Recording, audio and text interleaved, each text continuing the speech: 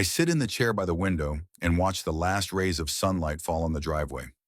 Evenings in Portsmouth have always been quiet, especially in this neighborhood, where houses stand far apart and neighbors prefer not to intrude.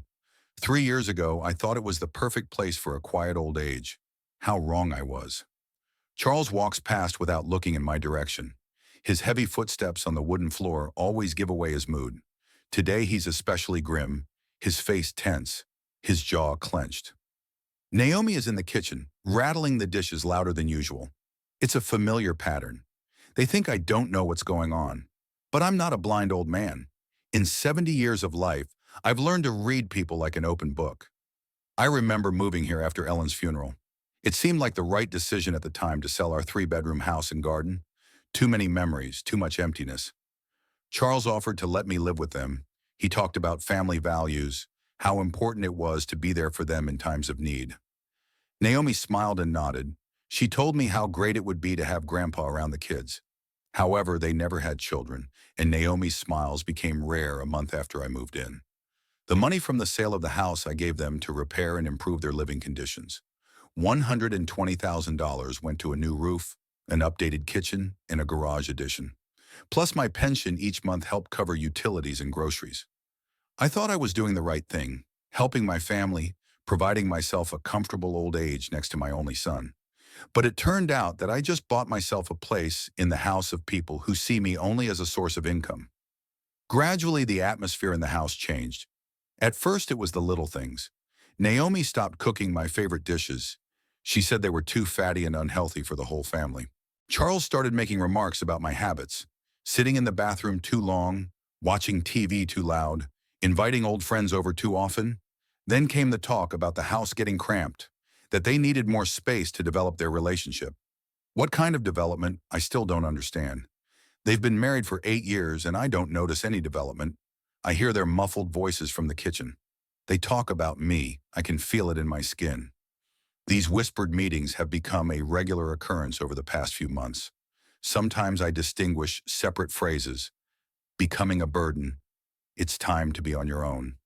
We've had enough. They think I can't hear, but my hearing is still quite good for a 70-year-old man. Ellen always said I could hear even the things I didn't want to hear. She was right about a lot of things, my late wife, especially about people and their true motives. I get up from my chair and walk over to the fireplace. There are pictures on the shelf. Our wedding to Ellen, Charles's birth, his graduation, our family trips. I'm not in the new photos, just Charles and Naomi in different places, with different people.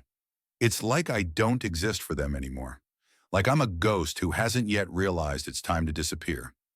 I pick up a photo from our last family trip to the mountains. Charles was 25 at the time, fresh out of college. The three of us are standing by a waterfall, smiling for the camera.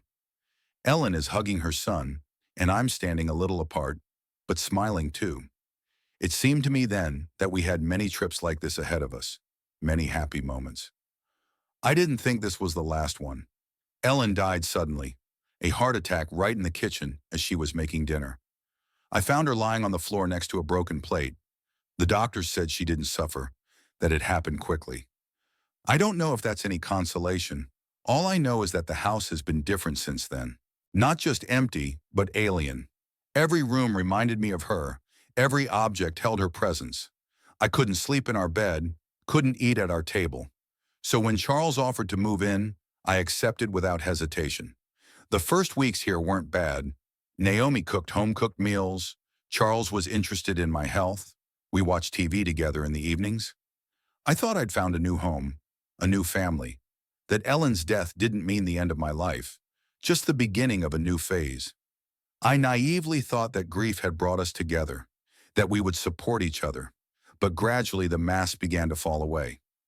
Naomi started making comments about my habits. I get up too early and be people with my shuffling. I read too long with the light on, calling old friends too often. Charles was supportive of his wife, telling me I needed to adapt to my new surroundings, learn to live in a collective. A team, can you imagine? Like the family was some kind of office. Then the systematic ousting began. My favorite show was canceled because it kept Naomi from concentrating on her work. My friends became unwanted guests because they talk too loudly and leave dirt on the carpet. My room has become temporary accommodation, even though I gave them all my money specifically to set up permanent housing. I remember the day last month when I happened to overhear their phone conversation with the real estate agent. Naomi was asking about nursing homes in the area, the prices and accommodations. Nice, but needs attention, was how she described me, like a thing that could still serve but was already an inconvenience. I stood outside the door and listened as they discussed my placement options, not asking my opinion, not interested in my wishes, just deciding my fate, like parents deciding which kindergarten to send their child to. He has a small pension. That should be enough for a simple placement, Naomi said. And there's some savings left, though he spent most of it on a house. Spent it on the house. That's a nice way of putting it. Like I spent the money on entertainment instead of giving them all the proceeds from the sale of my house. Like it was my whim, not their request for help. Charles was silent during this conversation, only occasionally inserting a brief yes and I see. Apparently the initiative belonged to his wife. He simply agreed, as he agrees with most of her decisions. Then I realized that my time here was coming to an end, and decided that if they wanted to get rid of me, they should suffer some consequences for it. Not out of spite, no. Out of fairness. For too long I've been comfortable, malleable, willing to make any compromises. It's time to show them that even an old dog can bite if cornered. Time to remind them that I'm not just a source of money, but a man with a sense of dignity. Yesterday was a productive day. Bank, mail, a few important calls. All the necessary paperwork is now in a safe place. A letter was mailed to the right address. It took me most of the day, but it was worth it. Now we just have to wait for them to make the final move. I know that moment is near. I can see it in their looks, hear it in their conversations, feel it in the atmosphere of the house. Charles has been working as a mechanic at an auto repair shop for 15 years. Not a bad job, a steady income, but not enough to support a house and a wife without help. Naomi works for an insurance company, not a millionaire either. My money has been a big help to them over the years. They're used to it, take it for granted. They don't think I can make a difference in this situation. I think about that garage they built with the money from the sale of my house. It's a beautiful structure, I have to admit. Charles was proud of it, showed it off to all the neighbors, talked about how great it was going to be for storing his car and his tools. But I noticed that for the last 6 months, it wasn't his car that was in the garage. It was his neighbor Rick's Jeep. Interesting detail. Charles thinks I don't notice it, but I notice a lot of things. And I remember a lot of things. Rick pays them $300 a month to rent the garage. It's a nice addition to the family budget. Too bad they forgot to get a building permit for this addition. They thought that since the plot is large and neighbors do not complain, we can do without formalities. But formalities have a habit of catching up with those who ignore them, especially when someone reminds the relevant authorities about them. I have worked in a construction company for many years. I started as a simple worker and worked my way up to foreman. I know all the intricacies of obtaining permits, all the requirements of building codes. I also know what fines are imposed on violators, and what trouble awaits those who make money from illegal buildings. Charles didn't think about that when he was planning his little scam. All he thought about was money and how cleverly he could circumvent the system. I spent almost an hour at the city hall yesterday, had a pleasant conversation with the building inspector. He listened carefully to my explanation about the illegal addition to my son's house. He sympathized with the fact that an elderly person is being misled about the legality of what is happening. He assured me that he would look into the situation and take the necessary measures. I even showed him the photos of the garage that I had taken a few days ago. You see, I told the inspector, I'm not only worried about breaking the law, but also that my son could get into serious trouble. I've tried to talk to him, but he won't listen. He thinks that as long as no one complains, everything is fine. The inspector nodded and took notes. Older people always inspire confidence in officials, especially when they come with concern for their wayward children, especially when they have concrete facts and pictures. After the administration, I stopped by the bank. I closed the current account and withdrew all the money from the deposit. Not much, of course, but for Charles and Naomi, the amount was substantial. They were counting on that money to keep coming in for years to come. They were wrong. The cash is now in a safety deposit box I rented 5 years in advance. Charles doesn't know it exists, doesn't even know which bank it's in. The sound of footsteps interrupts my musings. Charles comes out of the kitchen, stopping in the doorway of the living room. He looks at me for a long moment, as if assessing me. I see the same expression in his eyes that I saw in his eyes when he was a kid, when he was getting ready to ask for money for a new toy. Only now he wants to ask me to get out of his life. But the wording will be different, more delicate. He'll say it's for my own good. I remember when he was a kid, he could beg for anything. He had a special talent for finding the right words, the right tone. Ellen always said he'd make a great salesman. She was right in a way. Only now he wasn't selling goods, he was selling illusions. The illusion of care, the illusion of family warmth, the illusion of love. "Dad, we need to talk," he finally says.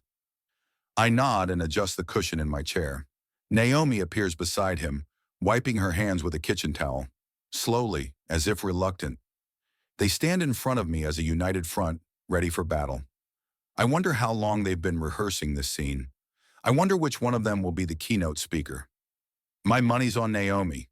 She's got a sharper tongue and a dumber conscience. "Of course, son. I'm listening." My voice sounds calm, even friendly. They don't know I'm ready for this conversation. What's more, I've been waiting for it. They think they'll catch me off guard, that I'll beg, plead, cling to the remnants of their patience. But I am no longer the same person who gratefully accepted their offer 3 years ago. I've changed, and they will soon realize it. Outside, the streetlights come on, automatically, like every day at the same time. The measured, predictable life of a small town. Everyone here knows each other. Everyone's used to a certain order of things. Neighbors wave at each other, children play on lawns, dogs bark at mailmen. An idyllic picture of the American dream. It's just a shame that underneath that pretty wrapper is often a rather ugly reality. I think of Leo, my old neighbor from the previous house. We were friends for over 30 years. Our wives socialized, our children played together. After Ellen died, he called often, interested in my affairs, offered to help. Yesterday I called him and told him about my situation. Not all the details, of course, but the basics. That my son was going to kick me out. Leo didn't hesitate to offer me his guest room, said I'd be welcome as long as it took. "Roger," he said, "you know Martha and I would love to see you. We have a big house and the kids haven't been around for a long time. Pack your things and come over." That's what true friendship means. No calculations, no conditions, no time limits. Just human involvement in times of need. Too bad the son didn't learn that from his father. Too bad money is more important to him than family ties. Charles takes a step toward me. His face is tense, his hands clenched into fists. Naomi remains in the doorway, but I can feel her scrutinizing gaze. She's in control of the situation, ready to intervene if things don't go according to plan. I wonder what kind of plan they've made.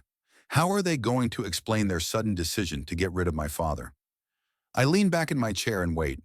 Time is working for me. The longer they stall, the more nervous they get.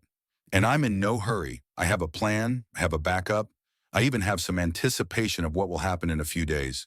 When they realize their calculations are off, when they discover that Daddy wasn't as simple-minded as they thought. I close my eyes and let the memory take me back to the day I first felt something change in the way he treated me. It was about 6 months after I moved in. Ellen had died in March, and by September I was beginning to see the first signs that our honeymoon period together was coming to an end. At that time, I still wrote it all off to fatigue, to stress, to the need to get used to new conditions. I naively believed that family life always takes time to adjust, that you just need to be patient, and everything will work itself out. How wrong I was in my expectations and in the assessment of people I considered close. The first alarm bell was a conversation I overheard in late August. Charles and Naomi were sitting on the veranda, thinking I was asleep in my room. But I was having insomnia, reading by the light of a table lamp. The window was open, and their voices came quite distinctly. At first, they were discussing some domestic matters, plans for the weekend, but then the conversation took a completely different turn. "You know," Naomi said, "I thought it would be easier. He's an old man. He should spend most of his time in his room. And he's always in the common areas, always wanting to talk, getting involved in everything we do. Charles mumbled something back, but I couldn't hear it. But Naomi's words came through very clearly. And his friends. Every weekend someone comes. Old people sitting around, telling the same stories. Is it just me? Or does he invite them over on purpose when he knows we're home? Naomi, he's my father, Charles said, but there was no conviction in his voice. It was more like fatigue. I understand, but we didn't agree to have a retirement club here. We have our own lives, our own plans. And with him, we can't go anywhere for the weekend. I didn't think much of the conversation at the time. I thought that it was just the usual difficulties of living together, which sooner or later will be resolved. Maybe I really should have been more cautious about inviting friends over. Maybe I really was too involved in their family life. The next day I tried to talk to my son, told him I was willing to change my habits if they made me uncomfortable. Charles assured me that it was okay, that I didn't have to limit myself in anything. But his eyes said otherwise. There was that peculiar weariness in them that comes from people who have to hide their true feelings all the time. In the fall, the change became more noticeable. Naomi stopped asking about my plans for the day. She used to ask what I was going to do, if I needed to buy something at the store, if I wanted to join their walk. Now in the mornings, she would just say, "Good morning," and disappear into her chores. Cold politeness instead of the warmth of before. Charles had changed too. He came into my room less often asked about my health. Our conversations became short and formal. "How are you, Dad?" "Fine, son." And that was it. No details, no personal topics. It was as if an invisible wall had grown between us, growing higher and thicker by the day. In October, we had our first open conflict. My old friend Harvey came to visit for his birthday. We sat in the living room, drinking coffee, reminiscing about old times. We didn't talk very loudly, but Naomi walked by several times with a clearly displeased look. When Harvey left, she couldn't take it anymore. "Roger," she said, and for the first time she sounded frankly annoyed. "We agreed that guests would be told in advance. We had plans for tonight." "What plans?" I was surprised. "You were at home watching TV. That's not important. What's important is that we didn't prepare for the visits. The house is a mess, and I haven't prepared anything special." Charles was silent, but I could see he was on his wife's side. It was the first time I felt like a stranger in a house I'd helped set up with my own money. The first time I realized that my presence here was not welcome, but only tolerated. After that incident, the atmosphere in the house changed completely. They began to talk more quietly among themselves, interrupting conversations when I entered the room. Sometimes I noticed the meaningful glances they exchanged when they looked at me. It was clear that I was the subject of their private discussions. In November, I heard them talking about money for the first time. It was late at night, and I went into the kitchen to get a glass of water. They were sitting at the table sorting out some papers. Bills, apparently. "The rent's gone up again," Naomi said. "Plus car repairs, plus that damn insurance." "Nothing," Charles replied. "We've got Dad's pension, and there should be some left over from the sale of his house." "How much is there left?" Naomi asked. "I don't know exactly. He doesn't say, but I think there's still 30 or 40,000.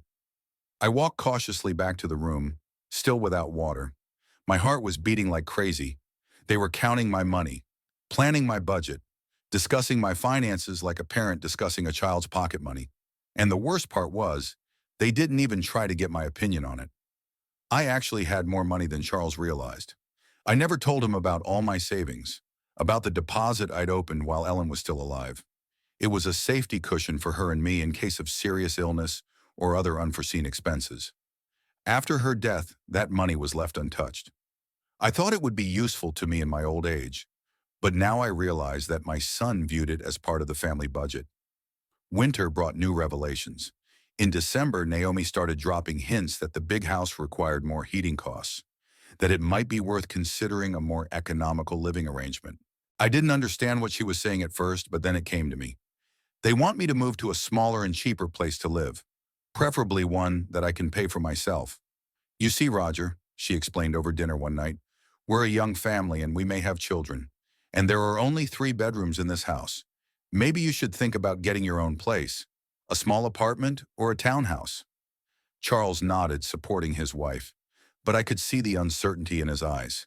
He knew they were going too far, but he didn't dare contradict Naomi. She was in charge of their family, and he just went along with her decisions. But I gave all the money from the sale of the house to renovate it, I said. I don't have the money to buy a new place. Well, not all of it, Naomi objected. There's some left over, isn't there? And then there are loans. There are programs for the elderly. Senior loans? Programs for the elderly. She was talking about it as calmly as if she were asking me to pick out coffee at the store. Didn't think about the fact that a 70-year-old person wouldn't get a home equity loan. Had no interest in how I would pay the mortgage on my retirement. She just wanted to rid the house of my presence. After New Year's Eve, their behavior became even more overt. They stopped talking when I entered the room, planned weekends without considering my plans, bought products that were not healthy for me, and offered no alternatives.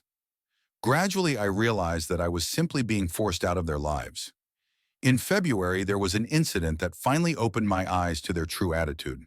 I was sick with the flu and had a fever for 3 days. Naomi never once stopped by to see how I was feeling.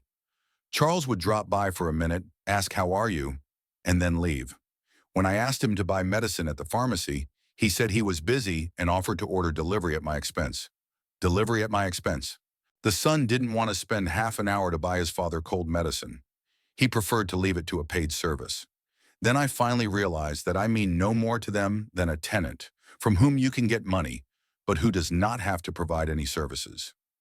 March became a month of open complaints. Naomi began to criticize my habits in the open. I take too long in the bathroom. I talk too loudly on the phone. I cook food too often that smells all over the house. My books take up too much space in common areas. My medications clutter the refrigerator. Charles was silent, but he didn't object. And silence in such cases is tantamount to agreement. He let his wife say what he thought, but didn't dare to say directly. He used her as a mouthpiece for his grievances. Cowardly, but effective. In April, they started discussing my future without hiding from me. Naomi talked openly about how older people feel more secure in specialized communities, that there was medical care, organized leisure activities, people of the same age. Charles supported her, adding that it would be better for me and for them. Dad, he said, we can't give you professional care if you need it, and specialized places have doctors, nurses, all the equipment you need. Professional care, nurses, equipment. They made it sound like I was a bedridden patient who needed round-the-clock care, and I, in my 70s, felt quite healthy and independent. I just made them uncomfortable with my presence in their otherwise sedate lives. May brought new discoveries. I happened to see brochures of several nursing homes on the table. Naomi studied the prices, the accommodations, the list of services provided. She underlined items of interest with a pencil, comparing the cost of living with my pension. She was doing real market research in preparation for my eviction. That's when I found out they were renting the garage to a neighbor. Rick mentioned it in passing as we talked across the fence. Thanked me for the opportunity to keep my car warm and dry. Said $300 a month was a very reasonable price for such a convenient garage. $300 that nobody told me about. I didn't make a scene, but I remembered the information. The garage, built with my money, brought them additional income, which they preferred to keep silent about. Apparently, they thought I didn't need to know about all the sources of their earnings, especially those that were made possible by my investments. Over the summer, their hints became quite transparent. Naomi regularly told me about people she knew who were very happy living in nursing homes, about how interesting and fun it was there, how many new friends you could make. Charles would add stories about colleagues whose parents were very well settled in such institutions. They created an information field around me in which nursing homes were presented as almost resorts for the elderly. They told me about entertainment programs, about medical care, about the opportunity to communicate with peers. They forgot to mention that all this pleasure costs about the same amount as my pension, and that a man who gave all his savings to settle his son's family could not afford such a luxury. By the fall, I finally realized that they were getting ready to get rid of me. It was only a matter of time. When would they decide to take the final step? How would they frame their decision? Would they try to present it as a concern for my welfare? I was no longer under any illusions about their motives. The money I brought into the house no longer compensated for the inconvenience of my presence. My pension only covered a fraction of my living expenses, and my savings were coming to an end. Simple arithmetic showed that it was becoming unprofitable to keep me, and it is customary to liquidate unprofitable assets. Yesterday morning started early. I woke up at 7:30, although the alarm clock was set for 8. It's a strange thing. On important days, the body always wakes up by itself, as if the internal clock understands the significance of upcoming events. I lay in bed for about 15 minutes, listening to the sounds of the house. Charles and Naomi were still asleep, their alarm clock not ringing until 8:30. I had just enough time to pack up and leave quietly before they woke up. I showered, dressed in my best suit, the dark blue one Ellen bought me last Christmas. She always said that serious business requires serious clothes. Good point. I had some very serious business to attend to today, and I wanted to look the part. Not like a decrepit old man who wouldn't be taken seriously, but like a man who knew his worth. I had breakfast at the cafe on the corner of our street, a place where I sometimes had coffee with friends, but where they didn't know me well enough to ask unnecessary questions. I ordered scrambled eggs and bacon and coffee, ate slowly, thinking about the day ahead. I had a clear plan, all the steps timed out. The first item was the bank. It opened at 9 in the morning. The branch was located in the center of the city, in an old brick building that remembered the days of my youth. I had been a customer of this bank for over 30 years. They knew me well here, treated me with respect. That made it easy. An elderly regular customer is rarely denied requests, especially if those requests look reasonable. I walked over to the window where Dorothy was sitting. She had worked here for about 15 years. We always said hello, sometimes exchanging a few phrases about the weather or local news. A pleasant middle-aged woman, always smiling and ready to help. "Good morning, Mr. Patrick," she greeted me. "How are you? Haven't seen you in a while." "Good morning, Dorothy. Business is good, thank you. I have a few questions about the account." I handed her the paperwork and explained that I wanted to close the current account and withdraw all the money from the deposit. Dorothy looked over the paperwork carefully, checked my signature, and asked the standard questions. Everything went smoothly, without too much questioning. In banking, customers have the right to dispose of their money however they want, and no one has to explain their motives. "How do you want the money?" Dorothy asked. "By check or cash?" "Cash," I answered, "and I'll need a closing statement." She nodded and began to draw up the paperwork. The amount was not insignificant, $47,000. The residue from the sale of the house, plus the savings from the last few years. Money that Charles and Naomi considered part of the family budget. Money they'd counted on for years to come. As Dorothy prepared the certificates and counted the bills, I thought about how their lives would change when they found out. At first they wouldn't believe it. Then they'll try to find explanations. Maybe they'll think I just transferred the money to another bank. But when they realize it's gone forever, they'll react violently. "Here's your money, Mr. Patrick," Dorothy said, handing me a cash envelope and a packet of papers. "And the closing statements. I hope you will remain a client in the future." "Maybe," I replied. "We'll see how life works out." She smiled and wished me a good day. A pleasant woman. It's a pity that our communication is coming to an end. But in a new life, there will be new acquaintances, new banks, new beginnings. The next item was to rent a safety deposit box. Not in the same bank, of course, but in another branch, on the opposite side of town. They didn't know me there. I was just another customer who wanted to use the services of a depository. The procedure was quite simple. I filled out an application form, showed my documents, paid the rent for 5 years in advance. The manager took me to the vault, showed me my box, explained the rules of access. I put most of the cash in there, leaving myself only a few thousand for current expenses. "Always carry the key with you," the manager advised, "and memorize the box number. Keep your documents separate from the key." Sound advice. I hid the key in my jacket pocket and put the lease agreement in my briefcase. Charles will never know this box exists. For him, the money would just vaporize, disappear into thin air. After the bank, I had an appointment at the city hall. I had made an appointment with the building inspector a week ago, saying that I wanted to consult about additions to private houses. A perfectly reasonable request from a man of my age. The inspector turned out to be a man of about 45, with a tired face and an indifferent look. I have met many such officials in my life. They do their work conscientiously, but without much enthusiasm. The most important thing for them is to comply with the formalities and not to get into trouble. Mr. Patrick, he said, looking over my application, you're interested in building additions. Do you have any specific plans? Not really, I replied. The thing is, my son built a garage without a permit. I've tried to explain to him that it's wrong, but he won't listen. He says that if the neighbors don't complain, it's okay. The inspector frowned. The mention of illegal construction always attracts the attention of such people. It's their direct duty to ensure compliance with building regulations. Tell me more, he asked, pulling out a notebook.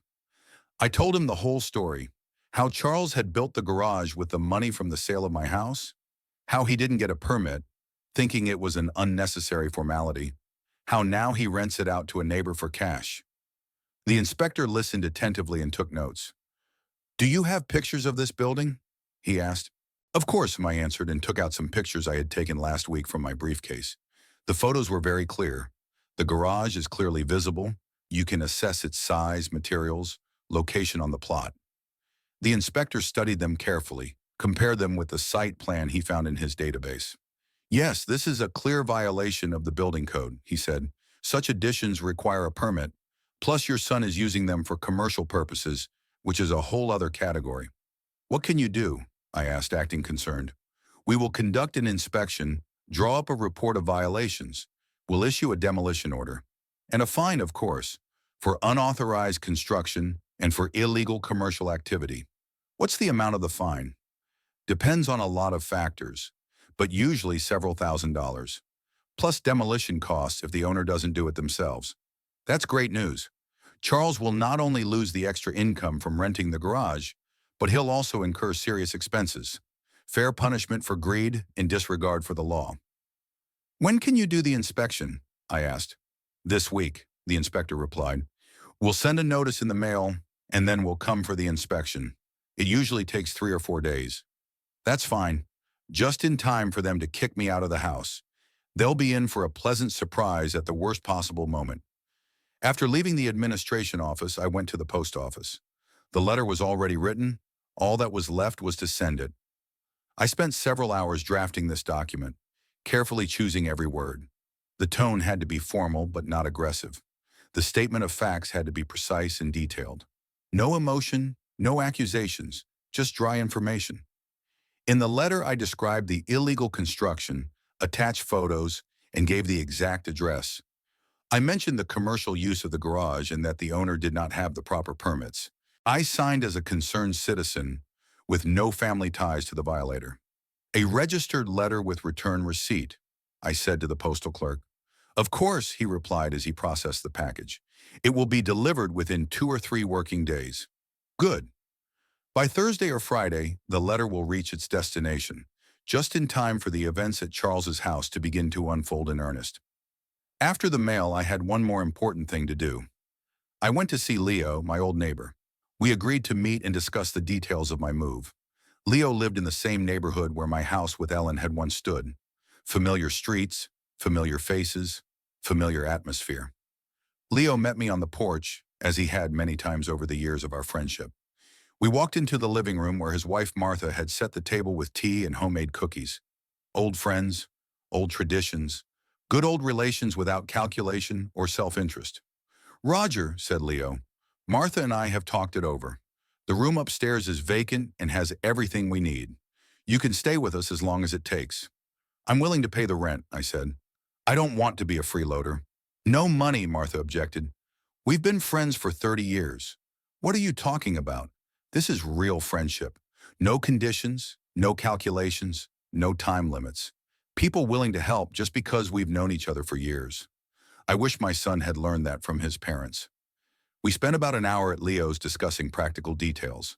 When I would arrive, what I would bring, how we would organize our lives. Martha showed me my room, explained where everything was, a cozy room with a big window and comfortable furniture. Much better than what nursing homes offer for a fortune. What about your son? Leo asked. Does he know about your plans? Not yet, I answered. But soon he will. I think he'll bring it up tomorrow or the day after tomorrow. Leo shook his head. He'd known Charles since he was a boy, remembered him as a boy. Apparently, he was disappointed in the man he'd grown up to be too. Children sometimes forget to be grateful, he said. They think their parents owe them something for the rest of their lives. Good point. Charles really thought that I should help him financially, but not make him uncomfortable with my presence. Take money from me, but give me nothing in return, not even basic respect. I got home for dinner. Charles was at work, Naomi too. The house was empty, quiet. I went to my room and pulled out my suitcase. I began to carefully put away the essentials. Not everything, of course, just what I would need at first. The rest could be picked up later, if I wanted to. He packed slowly, carefully. Each thing reminded him of some period of his life. Here's the shirt Ellen gave me for my birthday. Here's the watch my father gave me. Here are pictures of a family where we were still happy and united. It's hard to let go of the past, but sometimes it's necessary for the future. By evening, the suitcase was ready. I put it in the closet so as not to attract attention. Tomorrow, after talking to my son, I can quickly pack and leave. I won't ask for time to pack. I won't make a farewell scene. I'll just take my things and leave with my head held high. We ate dinner in silence. Charles and Naomi exchanged brief phrases. I read the newspaper, the familiar family idyll before the storm. They had no idea that their quiet life was about to change dramatically, that tomorrow a new phase would begin, in which they would have to rely only on their own strength. After dinner, I sat at the window for a long time, looking at the evening lights of Portsmouth.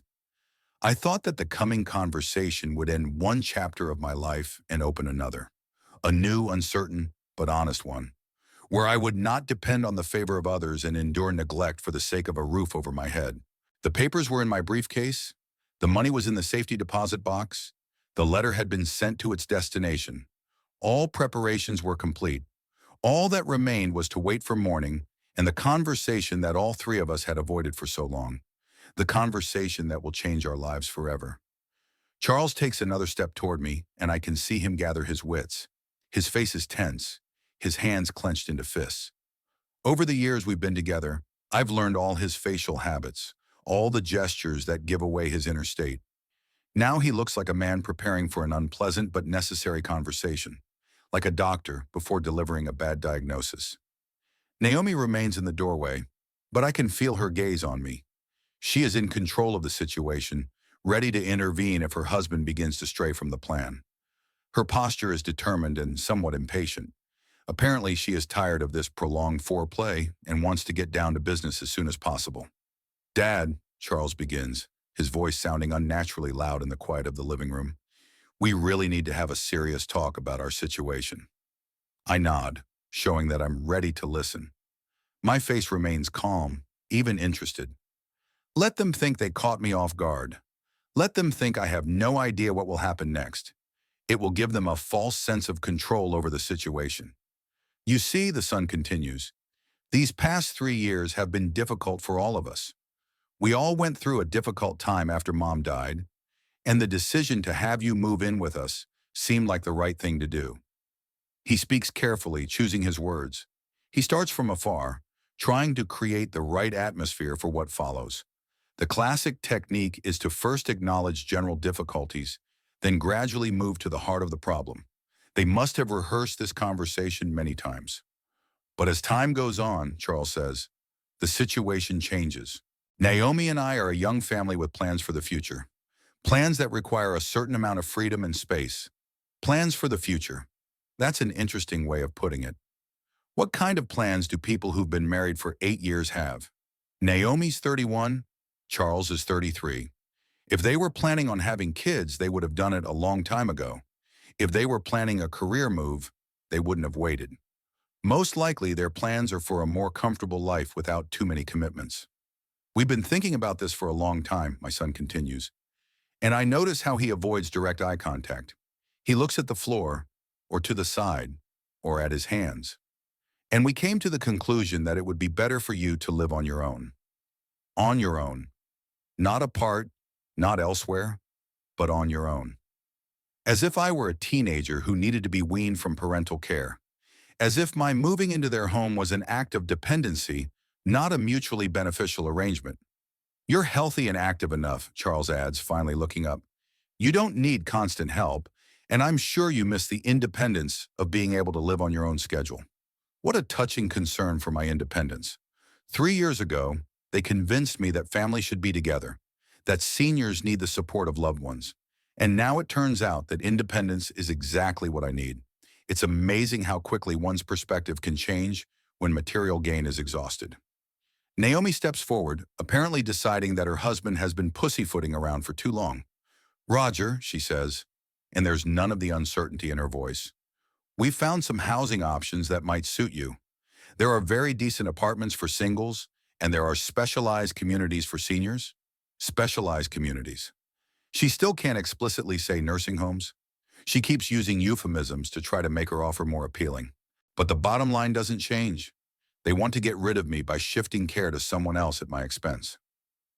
We are ready to help with the move, Naomi continues, to find a suitable place, to help with the paperwork. You do realize that this decision is in the best interest of all parties. In the best interest of all parties. That's a nice way of putting it. They're kicking me out of the house, but they're presenting it as a win-win. Apparently, they think I'm naive enough to believe their altruistic motives. And when do you think this move should take place? I asked calmly. Charles and Naomi exchanged glances. They had discussed this point beforehand, too. Apparently, they have come to the conclusion that it is better to act quickly, without giving me time to think and object. We think the quicker the better, Charles replies. Delaying this decision won't do anyone any good. You yourself realize that delaying unpleasant but necessary steps is unwise. Unpleasant but necessary steps. He speaks of my eviction as if it were a surgical operation, painful but useful. He forgets to mention that the benefit will only be for him and his wife. What will I get out of this necessary step, other than having to find a new place to live and spend my last savings? When exactly? I insist. Naomi takes another step forward, now standing next to her husband. A united front, ready to attack. Today, she says firmly, you have an hour to pack. An hour to pack. Did I hear that right? They're giving me an hour to pack up and leave the house I've invested all my money in. An hour to complete 3 years of my life. Even debtor tenants are usually given more time than that. An hour? I asked, feigning surprise. That's pretty fast. Dad, Charles says, a note of irritation in his voice for the first time. We can't keep dragging this decision out for months. We have plans for tonight, plans for tomorrow. The longer we put it off, the harder it's going to be for everyone. Plans for tonight. I wonder what kind of plans could be so important that they can't be put off for even one day. Maybe they've already invited guests to celebrate my eviction? Maybe Naomi has my room renovation scheduled for tomorrow morning? And where do you expect me to spend tonight? I ask. You have friends, Naomi replies. Leo, who calls all the time. Or you could get a motel room for a few days until you find a permanent place. A motel for a few days. She suggests I live in a roadside hotel while I look for a place to stay. To a 70-year-old man who has maintained their home with his own money for 3 years. Even refugees are usually given more time to adjust. And my things, when I continue, in an hour I can take only the essentials. You can pick up the rest later, Charles says. When you've decided on a permanent place to live? When I've decided on a permanent place to live. So they're willing to store my stuff in the house. But I can't live here. It's ironclad logic, using me as free storage, but getting rid of my presence. I get up from my chair and walk to the window. It's starting to get dark outside, and the streetlights are on.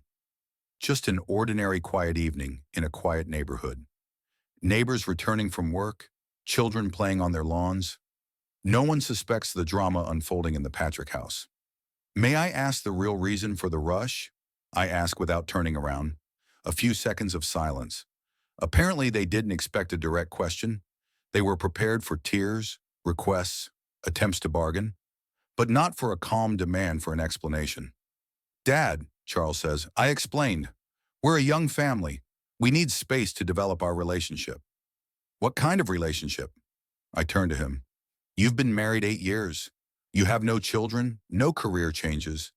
What exactly are you going to develop in my room? Charles blushes. My question has stumped him. He's not ready for such directness. Naomi comes to his rescue. Roger, she says coldly, We don't have to explain our personal plans to you.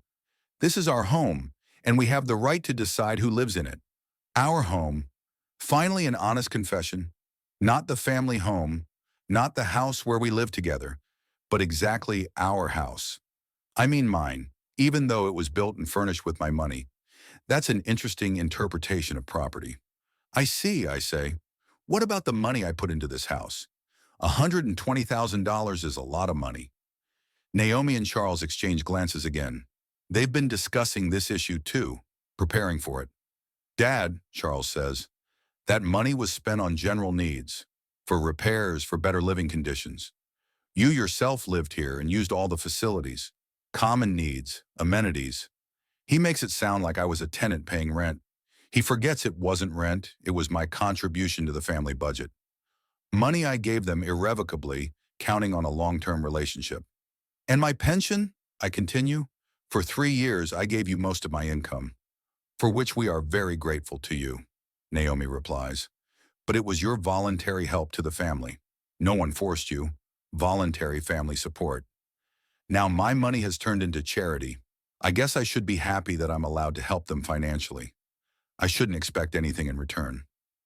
So I understand, I say slowly, that you want to keep all the benefits of our relationship, but get rid of all the obligations? Charles flinches at the directness of my words. Naomi looks a little embarrassed too. They're used to euphemisms, to streamline language. Calling things by their proper names makes them uncomfortable. It's not fair, Charles says. We're offering you help finding a place to live. What kind of help? I ask. Find the phone number of a nursing home? Call a cab to a motel? Dad, don't do that, my son replies, irritation in his voice. We're trying to resolve this in a civilized manner. Civilized? Kicking a 70-year-old man out on the street with an hour's warning is civilized. Taking all his money and reneging on all his obligations is civilized too. That's an interesting understanding of civility. Naomi steps forward, her patience clearly coming to an end. Roger, she says stiffly, we are not asking for your permission. We are informing you of our decision. You have 1 hour to pack your bags and leave. You can take that any way you want, but the fact remains. Informing you of the decision. Not discussed, not consulted, but simply put in front of the fact. Like an employer informing an employee of a termination. Like a judge reading a verdict. No attempt at compromise, no apology for any inconvenience caused. And what happens if I don't agree? I ask. Then we'll call the police, Naomi answers without hesitation. We'll say we have a problem with an inadequate relative who refuses to leave private property. Police, an inadequate relative. She's willing to make me look crazy to get her way. She's willing to publicly humiliate the man who's maintained her home for 3 years. This is the true face of my sister-in-law. Charles looks at his wife with some surprise. Apparently, the threat of the police was her personal initiative. They did not discuss this option in advance. But he does not object, does not try to soften her words. Silently agrees with any methods that will help solve their problem. I walk back to the chair and slowly sit down. I look at these people I thought of as family, at the son I raised and nurtured, at the daughter-in-law I've accepted as a daughter. They stand before me like strangers, like enemies. And in their eyes, there's not a shred of regret for what's happening. Okay, I say calmly, I understand your decision. Give me half an hour to pack. The relief on their faces speaks for itself. They were afraid of resistance, of scandal, of attempts to soften them up. But they got a quiet assent. Now they think the hardest part is over. How wrong they are. I get up from my chair and head toward my room. The footsteps sound measured, calm. There's no rush, no fuss. Charles and Naomi remain in the living room, and I hear them whispering among themselves. Apparently, they're discussing my sudden docility. They were expecting tears, pleas, attempts to bargain, but they got a business-like agreement. The room greets me with familiar silence. For 3 years, I woke up here every morning, fell asleep every night. I organized the space for myself, arranged books on the shelves, hung pictures on the walls. I thought this would be my home for the rest of my life. Now I realize it was just a temporary stopover between the past and the future. The suitcase is in the closet exactly where I left it yesterday. I take it out, set it on the bed, open it. Things lie neatly folded, each in its place. I spent hours packing yesterday, carefully selecting the essentials. Now that labor's paying off, I really don't need more than half an hour for final packing. I add a few more shirts, a change of underwear, and toiletries to my suitcase. I grab my documents from my desk drawer, passport, medical certificates, insurance policies, all the things I'll need for my new life. I leave my family photos here. I don't want any reminders of the past in my new home. Charles and Naomi's voices come from the hallway. They're talking in a casual tone, even with some cheerfulness. Apparently, they are already planning how they will use the vacated room. Maybe Naomi has long dreamed of a private study or dressing room. Maybe Charles wants a workshop. Either way, my absence opens up new possibilities.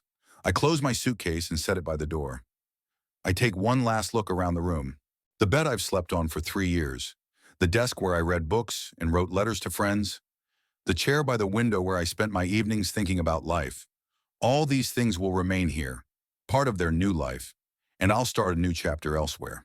I pick up the phone and dial Leo's number. He answers after the second ring, his voice cheerful and friendly. "Roger, how are you? I didn't expect your call so soon." "Hello, Leo, I have some news." Our conversation came up sooner than I thought. "Did something happen?" "In a way, yes. They gave me an hour to pack. Can I come to your place right away?"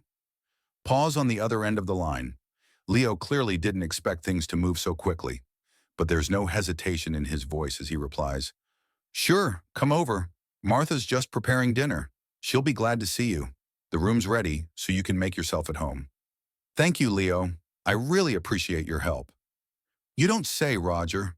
We're friends. Come back soon. We'll talk about it over dinner." As I hang up the phone, I feel the tension release a little. It's nice to know there's a place where you'll be accepted without questions or conditions, where they don't count your money and plan your eviction, where friendship means more than material gain. I leave the room with my suitcase in my hand. Charles and Naomi are standing in the hallway, watching my actions. Their faces show surprise. They didn't expect me to pack so quickly. Apparently, they expected a longer procedure with tears and lamentations. "Are you ready yet?" Charles asks. "I'm ready," I answered. "I'll pick up the rest of my things later, when it's convenient." "Where are you going?" Naomi asks, and I can hear some uncertainty in her voice. Apparently, she was beginning to realize that it didn't look very nice. Kicking an elderly man out on the street in the middle of the week, in the evening, is too cruel even for her. But it's too late to back out. The decision has been made, and she can't change it without losing face. "Two old friends," I answer. "Leo and Martha." "Remember them, Charles? They used to come to visit us when you were little." Charles nods. He does remember Leo and Martha. They were frequent guests in our house when Ellen was alive. Good, kind people who always treated my son with warmth. Now they help me in my time of need, and my own son puts me out on the street. It's good that you have friends like that," Charles says. And for the first time all evening, there's something like uncertainty in his voice. Perhaps he is beginning to realize the absurdity of the situation. Strangers are willing to shelter his father, and he himself is kicking his parent out of the house. But Naomi doesn't give him time to think. "Roger," she says businesslike, "we need to discuss practical matters. When can you pick up the rest of your things?" Practical matters. She wants to know when I'll finally vacate the room, when they can start remodeling it to suit their needs. Even at this point, she's thinking about her own convenience, not what happens to the person they're evicting. "In a few days," I answer. "I'll call ahead to set up a time." "Good. And another thing," she hesitates, choosing words. "Your pension, the bank is transferring it to our joint account. We'll need to change the details." "My pension. Of course, that'll have to be sorted out too. They used to get my money automatically every month. Now that source of income is drying up, and they'll have to recalculate their budget. I wonder if they took this loss into account when planning my eviction. I'll call the bank tomorrow," I say. "I'll change the details to my new account." New account. I don't specify that I don't have an account anymore, that I closed all my banking relationships yesterday. Let them think I'm just transferring the money to another bank. They'll find out the truth later when they try to find my savings. Naomi nods, making notes on her imaginary to-do list. She's planning our breakup as a business transaction. No emotions, no regrets, just practicalities. It's amazing how you can be so cold to someone who has lived in the same house for 3 years. Well, I say, picking up my suitcase, I guess it's time for me to go. I walk toward the exit and they follow me. I pause in the hallway, looking around the house I thought was my own.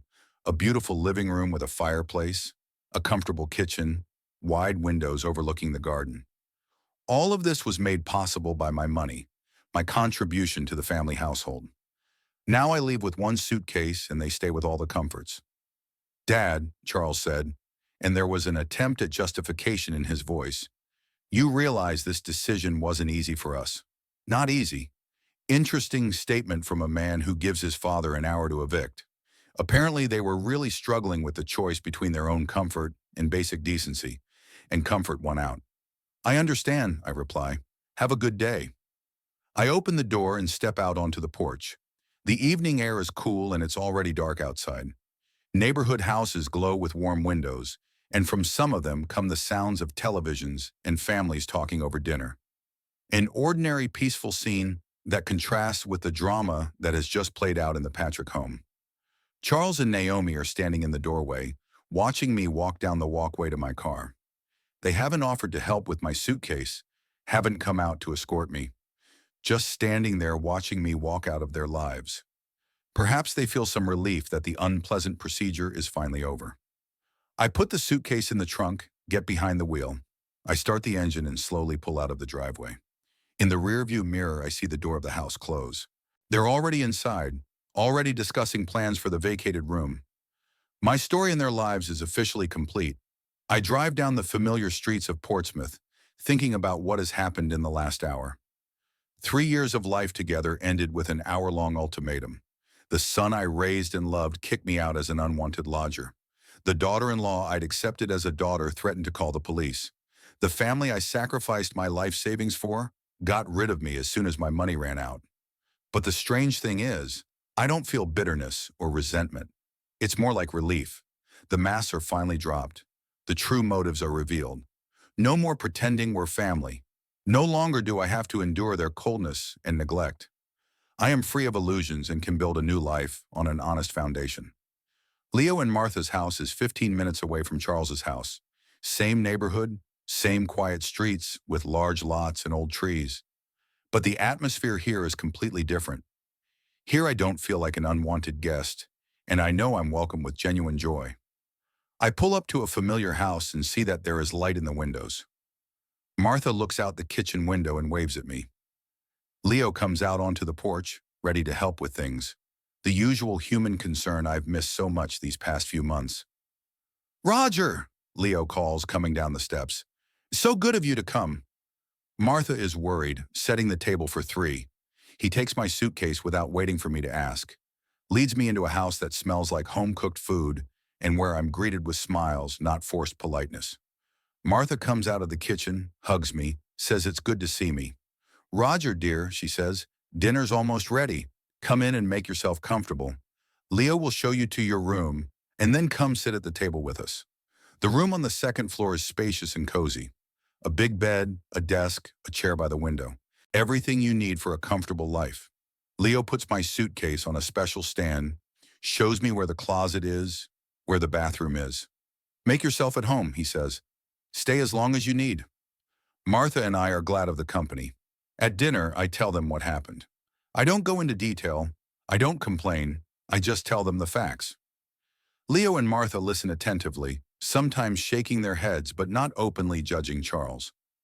Delicate people, they understand that I don't need their comments on my son's behavior. Roger, Martha says as I finish my story, you will always be welcome in our home. And don't think of what happened as a defeat. Sometimes change for the better starts with unpleasant events. Wise words from a wise woman. Martha is right. What happened today may turn out to be the beginning of the best period of my life. A time of honesty, dignity, and real human relationships. After dinner, we sit in the living room for a long time, drinking tea, reminiscing about old times. Leo tells news about mutual acquaintances. Martha shows pictures of her grandchildren. A normal family evening where I am accepted as an equal, not tolerated as a burden. When I go up to my room, I feel strangely peaceful. For the first time in months, I don't think about the fact that I'm burdening someone with my presence. I don't analyze every word and gesture of my host for signs of irritation. I just savor the warmth of human warmth and participation. I lie in bed and think about the fact that Charles and Naomi will get a few unpleasant surprises in a few days. We'll find out that their financial situation is not as stable as they thought it was. We'll realize that getting rid of their father has brought them some problems as well as freedom.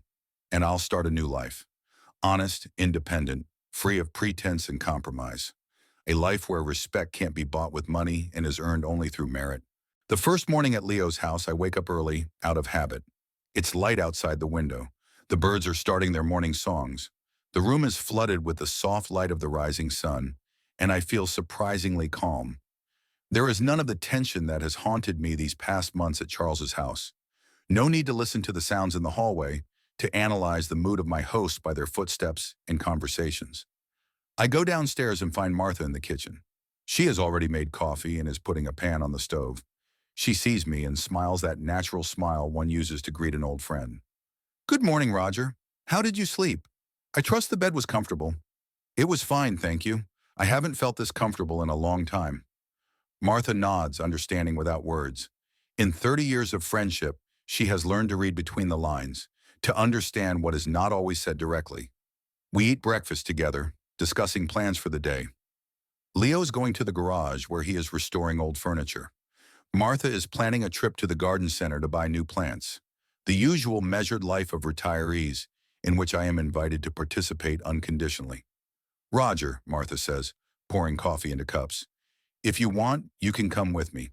Fresh air, beautiful flowers. A great way to start a new life. A new life." She says it so simply without pathos, like it's something natural and joyful. And I realize she's right. What happened 3 days ago was really the beginning of a new phase. A phase where I don't have to justify my existence. We spend the day in the garden, choosing plants for Martha's flower beds. She consults with me on color combinations, asking about my gardening experience.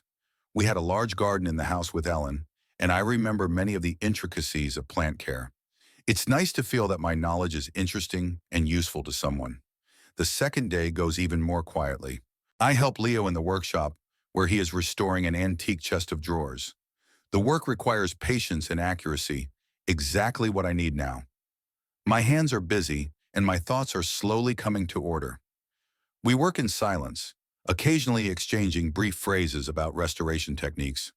"Roger," Leo said, carefully scraping the carving on the dresser leg, "you have good hands for this kind of work. Maybe you want to take it seriously. I've got a few other items waiting for their turn." It's a tempting offer. Doing something useful, seeing the results of my labor, feeling needed. This is exactly what I was missing in my son's home, where I was only a source of funding. By the evening of the second day, I noticed that I hardly think about Charles and Naomi. I don't analyze what happened. I don't relive the hurt. I just live an ordinary life among people who value my company for my own sake, not for my money. The third day begins with a pleasant surprise. Martha invites me to join her morning walk in the park. We walk along familiar paths, saying hello to other early walkers. Some of them remember me from earlier visits to Leo and Martha, asking me about my health, inquiring about news. "Roger lives with us now," Martha explains to one of her friends. "He decided to have a change of scenery. No unnecessary details, no explanations about family problems. Just a statement of fact, presented so naturally that I don't feel uncomfortable." Martha knows how to present a situation in the best light without lying about anything. In the afternoon, I sit on the veranda with a book, enjoying the peace and quiet. Leo is in the workshop, Martha in the garden. Everyone is busy doing his own thing, but there is an atmosphere of harmony in the house. No one is annoyed at the presence of others. No one counts the minutes spent socializing. Around 3 o'clock in the afternoon, a mail car pulls up. The letter carrier takes out of Leo's box the correspondence accumulated over several days and heads toward the house. A common event that happens every day in every neighborhood. But today, this event has a special meaning for me. "Mr. McDonald," the letter carrier says to Leo, holding out a stack of letters. "And this one for Mr. Patrick. They say he's temporarily staying at this address." Leo looks at the envelope addressed to me in surprise. I didn't expect the correspondence so soon either. Who could have known about my new residence? I take the letter and see the return address. Portsmouth City Hall, Building and Planning Department. My heart quickens. The letter arrived exactly on the day I had hoped for. The inspector kept his promise and did the inspection quickly. I opened the envelope, unfolding the official document. Notice of Building Code Violation. I read the title. What follows is a detailed description of the illegal addition at the address where Charles lives. The dimensions of the garage, the materials of construction, and the lack of required permits are listed. At the end of the document, a demand to demolish the illegal structure within 30 days and pay a fine of $5,000. $5,000. Not a bad sum for Charles and Naomi's family budget, plus the cost of demolishing the garage, plus the loss of rental income. I wonder if they factored those costs into their plan to get rid of my financial involvement. Leo walks over to me, sees the official document in my hands. Is it something serious? He asks. A notice for my son, I reply. He was asked to give it to me. Apparently they couldn't find it at his main address. It's not quite true, but not quite a lie. The letter is really about Charles, and I have indeed been asked to deliver it. I just don't specify exactly who asked for it or under what circumstances. I can take it to you if you need it, Leo offered. Thank you, but I'd rather make the call myself. Some things are better explained over the phone. Leo nods and goes back to his business. I stay on the veranda with the letter in my hands, imagining Charles and Naomi's reaction to the notice. First, bewilderment. How did the city officials know about the garage? Then irritation. Why now when they were already in trouble? Then panic. Where can I get $5,000 for the fine? That evening, I actually call Charles. He answers after a few beeps, voice tired and strained. Hey, Dad, how's it going? How are you settling in? I'm fine, thanks. Leo and Martha are very welcoming hosts, but I'm calling about something else. I got a letter from the city administration. Apparently, they couldn't find you at home. What kind of letter? Something about building violations. Do you want me to read it to you? There's a pause on the other end of the line. Charles is obviously trying to figure out what it's about. Yes, read it out, please. I read the text of the notice slowly, clearly enunciating each figure and each term. I can hear Charles breathing heavily, realizing the magnitude of the problem. $5,000, he interjects. For what? For unauthorized construction and commercial use without a permit. It's all spelled out here. But who would complain about us? The neighbors never objected. I don't know, son. Maybe a passerby noticed, or a routine inspection. I'm just relaying the information I get. Another pause. Charles is discussing something with Naomi, and I can hear her excited voice in the background. Dad, can you bring that letter over? We need to study it carefully, figure out what to do next. Sure, I'll be free tomorrow afternoon. Okay, and, Dad, thanks for passing it along. It's important information. Important information. He has no idea how important. And he doesn't realize that the source of that information is sitting on Leo and Martha's porch right now, reading a book and enjoying the evening peace. I hang up the phone and think about how things have changed in just 3 days. Charles and Naomi got rid of me, expecting a more free and secure life. But instead, they got serious financial problems and the need to urgently look for money for a fine. And I found a new home, new friends, new activities. I live calmly and honorably, not depending on other people's moods and not making excuses for my existence. Justice has been served sooner than I expected.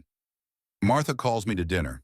The three of us sit at the table, discussing the day's events, making plans for tomorrow. The usual family atmosphere, where everyone is interesting in their own right. Where respect is not bought with money, but is given simply for being human. After dinner, I help Martha put away the dishes, and then the three of us watch an old movie on TV. Leo comments on the acting. Martha remembers the fashion of those years. I just enjoy the company of people who accept me for who I am. I fall asleep in my new room with a feeling of deep satisfaction. The first part of my plan worked out right on schedule.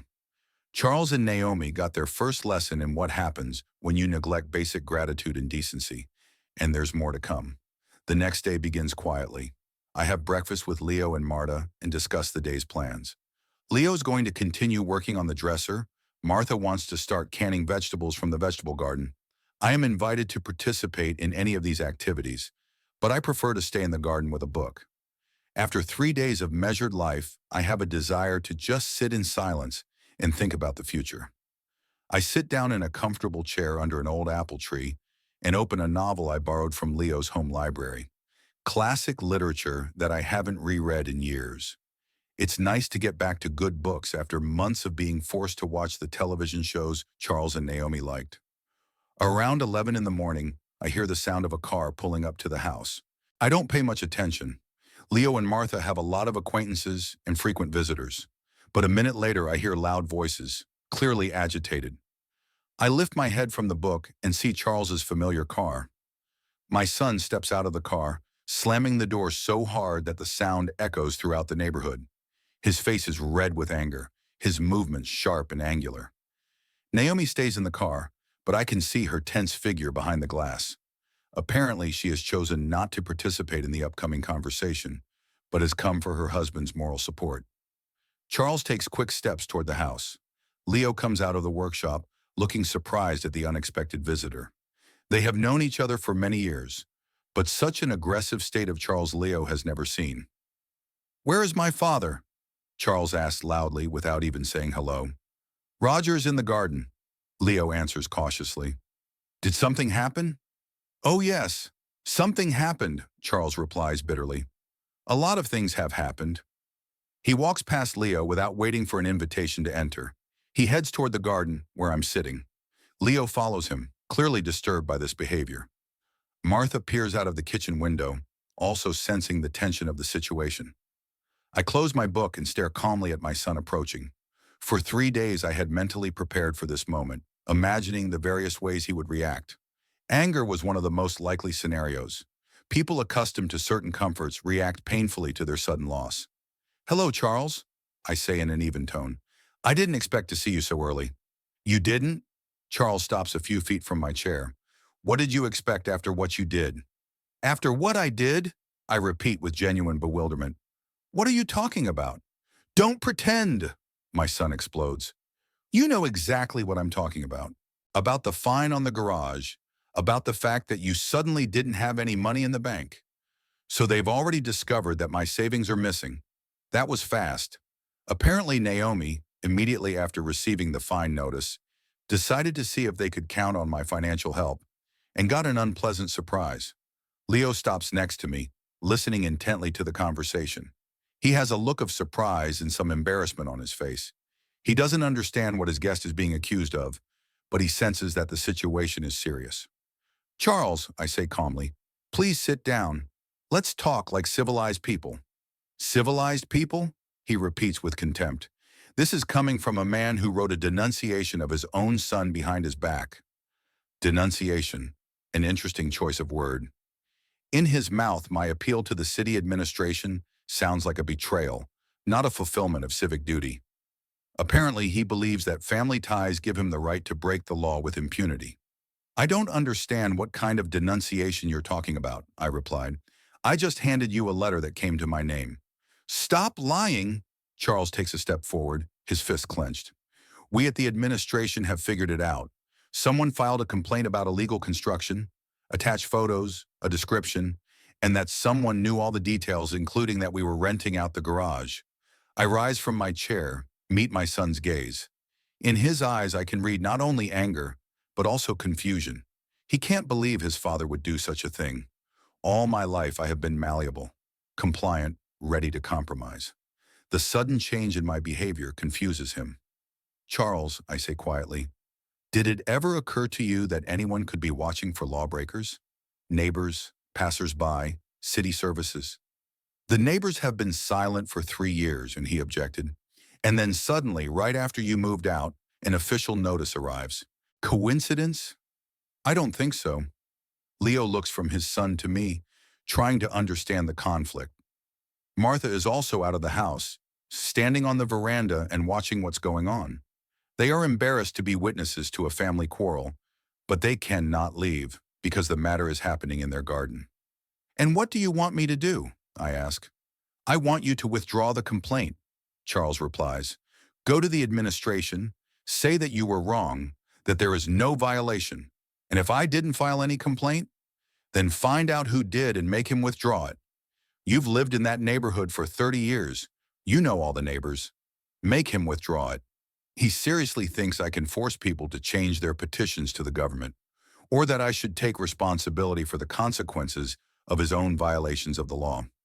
Charles, I say, sitting back in my chair, even assuming someone did file a complaint, is the complaint the problem? The problem is that the garage was built without a permit. Everybody builds like that, he explodes. Half the neighborhood has additions without permits. Maybe, but that doesn't make it legal. Dad, Charles's voice becomes pleading. You do realize that $5,000 is a disaster for us right now, don't you? Especially after your money disappeared. My money disappeared. That's a nice way of putting it. It's like I don't have the right to control my own savings.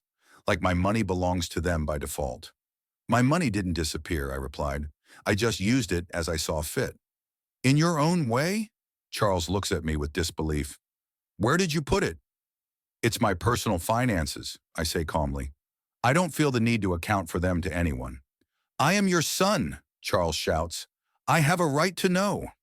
You have a right to know only what I see fit to tell you, I reply. Just like you had the right to kick me out of the house with an hour's warning. Leo takes a step forward, clearly sensing that the conversation is going too far. Maybe we should calm down and discuss things calmly, he suggests. Roger is our guest, and I don't want any yelling in my house. Charles turns to Leo, and there's irritation in his gaze. He doesn't like the fact that an outsider is interfering in family affairs. Leo, this is a conversation between my father and me, he says sharply. Maybe, Leo replies nonchalantly. But this is my house and my garden, and I ask that certain rules of behavior be observed. Martha comes closer too, standing beside her husband. They present a united front, showing that they are ready to defend their guest. This nobility touches me more than I'm willing to admit. Okay, Charles takes a deep breath, trying to pull himself together. Dad, let's talk seriously. We're in trouble. Big problems. And you can help us. What kind of problems? I'm asking. A $5,000 fine. Plus demolishing the garage, that's another few thousand. Plus we're losing rental income. All in all, about $10,000 in damages. What do you want me to do? Help me out with the money. You're our father, our family. Family. Now I'm family again. 3 days ago, I was an unwanted resident who needed to be removed immediately. Today, I'm a family to help in times of need. Charles, I say slowly, do you remember our last conversation when you told me I had an hour to pack? Dad, that was wrong, he answers reluctantly. We overreacted, but that's no reason to retaliate. Revenge. That's another interesting word. Handling your own money and doing your civic duty is now called revenge. I'm not taking revenge on anyone, I replied. I just live my life and make my own decisions, just like you made the decision to evict me. But we're ready to make things right. Charles takes another step forward. You can come home. We'll talk it over. We'll find a compromise. Compromise. After their calculations didn't work out, they're willing to compromise. After finding financial problems, they're willing to take me back. What an amazing coincidence. What if I have no desire to go back? I ask. Then help with the money and live wherever you want, Charles replies quickly. We won't insist that you come back. They won't insist. How generous of them. They are willing to let me live separately if I will pay for their mistakes and violations of the law. I rise from my chair and look my son in the eye. Charles, I say quietly, 3 years ago, I gave you all the money from the sale of the house, $120,000, plus my pension every month, plus my help with the household, plus my willingness to put up with your neglect. What did I get in return? You got a home, care, a family, he answers, but his voice sounds unsure. I got a room that I was allowed to occupy for the time being, cold politeness instead of care, an eviction with an hour's warning instead of family. Charles is silent, realizing there is nothing to object to. And now, I continue, now that you're in trouble, you've remembered that I'm your family again. It's amazing how quickly attitudes can change depending on the circumstances. Dad, all people make mistakes, Charles says quietly. They do, I agree. But not everyone is willing to take responsibility for their mistakes, and you want someone else to be responsible. I turn and walk toward the house. This conversation is over. I've said everything I thought I needed to say. The rest depends on them drawing the right conclusions. After Charles leaves, there is an unusual silence in Leo and Martha's house. We all realize that we have witnessed an important family conflict, the finale of which can change the lives of all involved.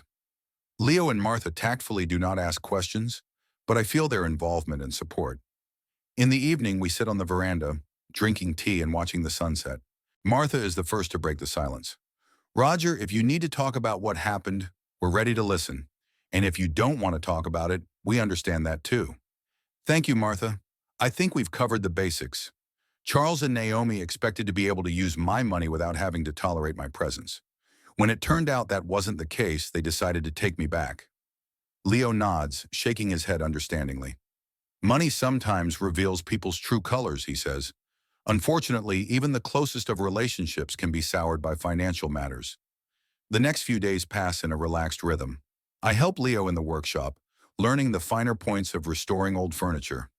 It turns out that I have an aptitude for this business, and the work brings real satisfaction. To see how under your hands an old, seemingly hopeless object finds a new life, gets a second youth. Roger, said Leo, watching me carefully restoring the carving on the chair leg. You really have golden hands. Maybe you should think about doing it professionally. I have some acquaintances who are looking for a good craftsman. It's a tempting proposition. To have your own business, to earn money by your favorite labor, to feel useful and necessary. At the age of 70 to start a new career? Why not? Martha and I are gardening. She taught me how to prune roses and how to take care of perennial flowers. Working in the garden is surprisingly therapeutic.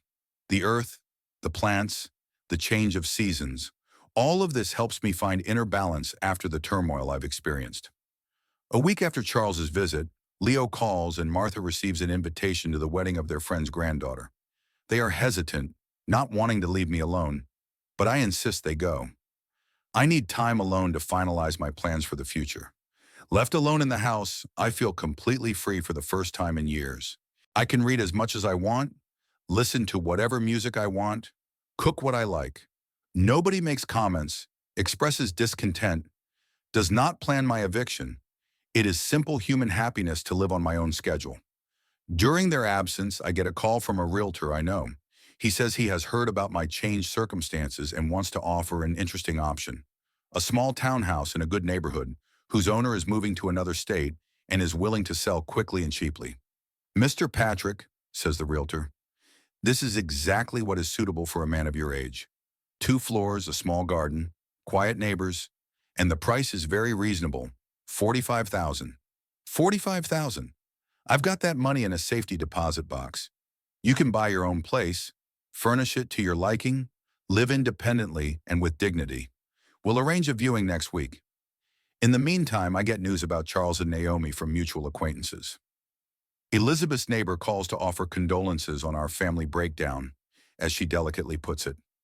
Roger, dear, she says, I saw some workmen coming to Charles's house. They were tearing down the garage. I suppose they've decided to extend the garden? Demolishing the garage. So Charles has complied with the town council's request. I wonder where he got the money to pay for the fine and the work. Probably had to go into debt or sell something valuable. Perhaps, I answered Elizabeth. Young people often have new ideas for home improvements. A few days later, Rick, the neighbor who rented the garage, calls. Roger, he says, do you know what happened to Charles? He gave me my rent money back and said the garage was no longer available, and now I see it's been torn down altogether. I don't know the details, Rick. We're separated now, don't talk much. I see. It's a shame. It was a nice place to park, and the price was right. Now we'll have to find something else. Loss of garage rental income plus fine and demolition costs. Charles and Naomi were really in a financial bind. I wonder if they now regret the decision they made so hastily. When Leo and Martha return from the wedding, I tell them about the realtor's offer. They listen attentively, but without enthusiasm. Roger, Martha says, you know you can live here as long as you want. We enjoy your company. I appreciate that very much, I replied, but I need my own space, a chance to plan for the future, and I don't want to overstay my welcome. Leo nods, understanding my motives. Then let's see this townhouse together. 4 eyes see better than 2, and if it's right for you, we can help you move in. The townhouse turns out to be exactly what I need. It's not too big, but it's not cramped. Bright rooms, modern kitchen, small but well-maintained garden. The area is quiet, neighbors are friendly, infrastructure is developed. Ideal place for a new life. The transaction takes 2 weeks. During this time, I am finally confirmed in my decision. Leo helps me choose the necessary furniture. Marta gives me advice on the kitchen. They treat my move as a joyous occasion, not a loss. On moving day, a truck arrives with the furniture. Leo and a few of his friends help set everything up, hook up appliances, and put everything in initial order. By evening, the house is ready for living, and we celebrate the event with a bottle of good wine. To new beginnings, Leo toasts. To the courage to change life at any age. To true friends, I add, who support you in times of need. The first night in my own house I spend in a surprising calmness. No one to listen to through the walls, no one's moods to adjust to, just silence, peace, and a feeling of complete independence. The next day I start setting up the workshop in the basement. Leo gives me some tools and promises to help me connect with potential customers. It turns out that in the city there is a demand for quality restoration of antique furniture, and good masters are in short supply. The first order comes in a week. An elderly lady wants to restore the grandmother's dresser, which suffered during the move. The work is not difficult, but requires patience and accuracy. Exactly what I like. The days pass in a measured rhythm. I work in the workshop in the morning, garden in the afternoon, read or watch TV in the evening. Sometimes Leo and Martha come to visit. Sometimes I go to see them. A simple but fulfilling life without stress or conflict. A month later, I meet Naomi at the store. She looks tired, her face tense. She sees me and stops for a moment, not knowing whether to approach. "Hi, Roger," she says at last. "Hi, Naomi. How are you?" "Fine," she says, but her voice sounds unconvincing. "How are you?" "I'm good. I bought a house. I'm restoring furniture. I like it." She nods, something like regret flashing in her eyes. "Roger, have you thought about coming back? We could talk about this all over again." "Thank you, but no. I'm happy with my current life." We part politely, without rancor, but without warmth. Two lives that once intertwined are now on parallel paths, and rightly so. In the evening, I sit in my garden, drinking tea and thinking about the path I've traveled. 3 months ago, I was a dependent old man living at the mercy of my son. Today, I am an independent man with my own home, business, and plans for the future. Sometimes losses turn out to be gains. Sometimes the end of one story becomes the beginning of another, better one. The main thing is not to be afraid of change and not to cling to what no longer brings joy. At 70, I've started a new life, and I like it.